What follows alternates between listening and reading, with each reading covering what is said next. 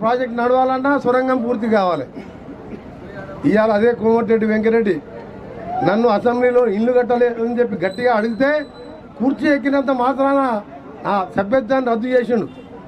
మళ్ళా 3 ఏళ్లకే పార్లమెంట్ సభ్యులైన 3 నెలలకే ఢిల్లీలో తీసుకొచ్చి వేల కోట్ల నిధులు తీసుకొచ్చిన దేశవ్యాప్తంగా కోమటిరెడ్డి వెంకరెడ్డి తెలిసిపోయింది. మళ్ళా మీ ఆశీర్వాదంతో ఎమ్మెల్యేగా మంత్రిగా మీ అందరికీ హామీ ఇస్తున్నా 30 నెలలలోపు సొరంగ మార్గం ఈ కాలువలకు ఎక్కడ ఇబ్బంది లేకుండా కోడికలు తీతలు కానీ లైనింగ్లు కానీ ఎక్కడ అవసరం అక్కడ చేస్తూ బ్రాహ్మణ వేలలో పూర్తి చేస్తూ అక్కడ మహబూబ్నగర్కి వెళ్ళి పాలమూరుకి వెళ్ళి కానీ సొరంగం నుంచి గ్రావిటీ ద్వారా 2 పంటలకు బారుగంత ద్వారా నీళ్ళు వస్తాయి. మీరు అర్థం చేసుకుంటలేరు. ఇప్పుడు ఏం మార్పు ఓటర్ల కోసం ఎదురు చూస్తున్నారు మీరు. రేపు సొరంగం పూర్తి అయితే నాతో పని లేదు మీకు. ఇక 2 పంటలకు పురుషుదాకా నీకు మీరు